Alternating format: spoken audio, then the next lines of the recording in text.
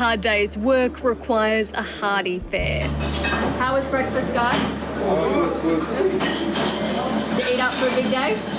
Yes. It's the start of mango harvesting in the Northern Territory, a narrow 6-week harvest window during the notorious build-up before the big wet arrives. 32.7. And 2020 looks like no ordinary season. In times of corona, clocking on now comes with a daily temperature check. Traditionally, 90% of the mango workers are from abroad. And in a predicament familiar to many farmers, the international border closures spelled disaster. With the entire mango crop looking likely to go to rot, farms unable to get workers to pick and pack the fruit. Our workforce is predominantly international. That's not going to be available to us in the foreseeable future, so the seasonal worker program is going to become invaluable over the next 2 to 3 years. For growers like Barry Albright, it was a devastating prospect. What would your season look like without these workers then? You will kill the industry. Believe it or not, if you didn't have these people here and the backpackers, they've still got to fill in spots. He's worked hard to build his empire and runs one of the biggest farms in the Territory. Arnhem Mangoes has a long-term contract with Woolworths. Well, I've been many years at it. I came across here from Queensland just to manage a farm, and I ended up with all this. So I started building another 5, but I didn't want to build 5 farms, but you never know where life takes you. He looked likely to lose his entire produce, around 200,000 trays of mangoes for the year. That was until a campaign by the local lobby group NT Farmers, which saw growers strike an enviable deal. They brought the first foreign workers into Australia to pick mangoes for the season.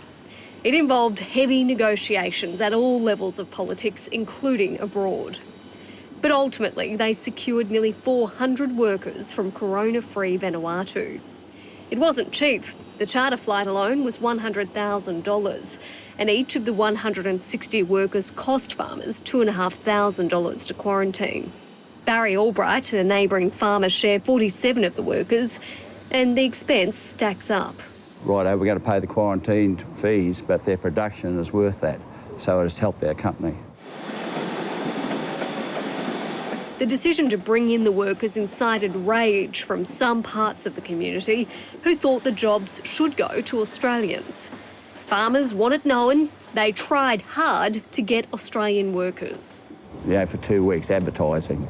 We got 6 Australians, the rest were backpackers. And we still didn't get enough to run the shed. They get them out here. Some people say force them to come out here. Well, that's no good because they come out here and they don't want to do the job. Then we call the payday workers.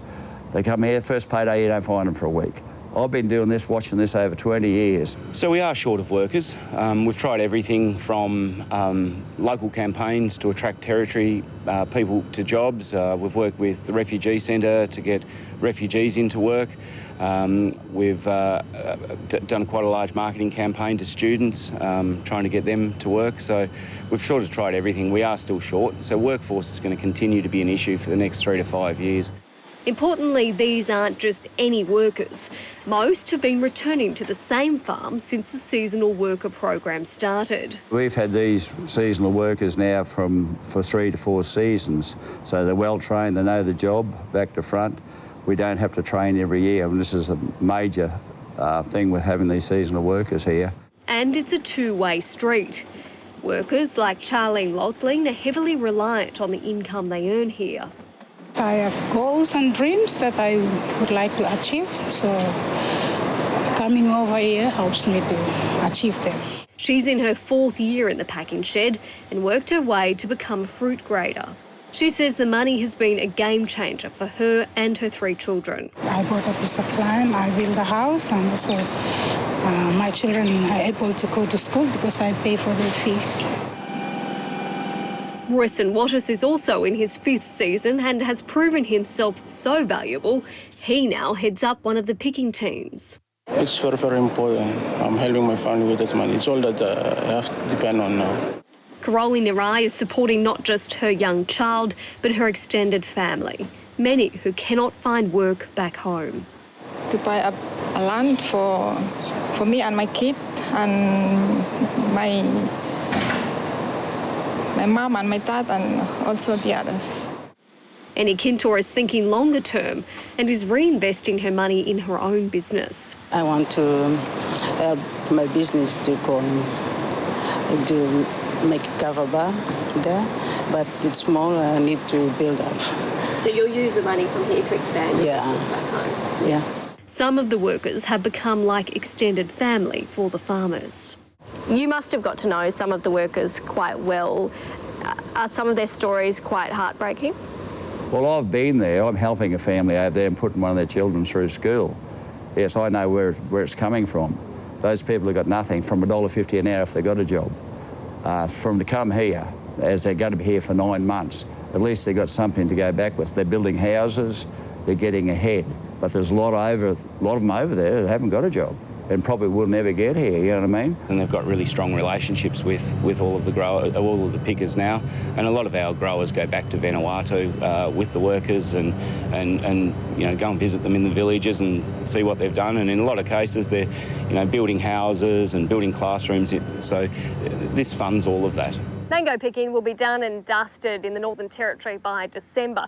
These workers are on a 9-month visa, however, and some will go on to pick apples in Tasmania, melons in New South Wales and avocados in Western Australia. What is apparent is that many farmers across the country would love to have access to this type of labour. And I'm a farmer. I feel it. I feel for these people. They put so much money into it, and the same as us here. We put a lot of money in. It doesn't change every year, but the crop's down. But thank God the prices are up a little bit to carry us through. But it's going to be a tough season, and it's going to be worse. You can see the prices of fruit and veg in the shops now. It's getting less and less, and they're getting more expensive. I don't know where it's going to end, but we need these workers. A second plane load of another 162 workers are now in quarantine. It is what it is now because we won't have time to organise a third plane. The ambition was always to get 3 planes here by the middle of September. Now that wasn't possible through the level of detail and negotiation to get to this point. NT Farmers believes the workers could have quarantined on farm instead of the expensive Howard Springs facility near Darwin. It's hopeful that can be overcome in the future. It's a little frustrating that the second plane took so long after the first plane, after the pilot program, where we proved that we could actually bring people in safely, not jeopardise Territorians' health. So, yeah, a little bit frustrating, the second plane. The WA government has announced ambitions to bring a further 400 workers from Vanuatu and East Timor, relying on the NT's facilities for quarantining. So far, a deal hasn't been struck, but they are hoping to use the NT's workforce once the mango harvest is complete. The Territory produced 5.5 million trays of mangoes last year, worth about $100 million.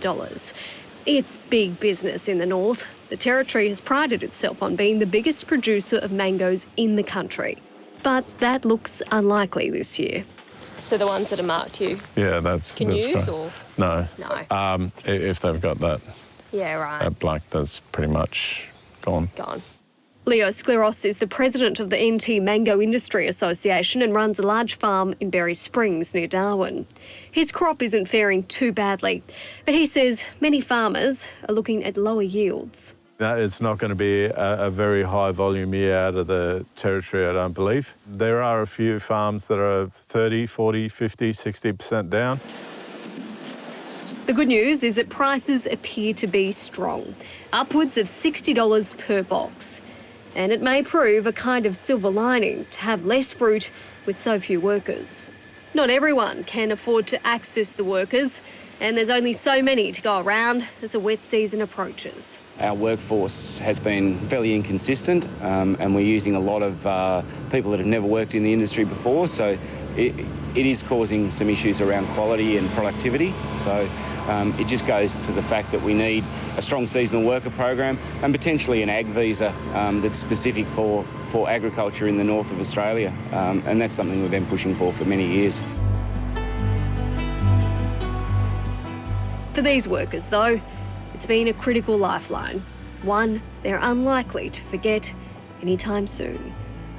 I just want to thank our contractor for all the hard works, making it possible for me to come over, and also the farmers for allowing us to work in their farms. Thank them for the program. It's really helpful. Like, will help our economics. We work together to benefit our economics and Australian economic as well.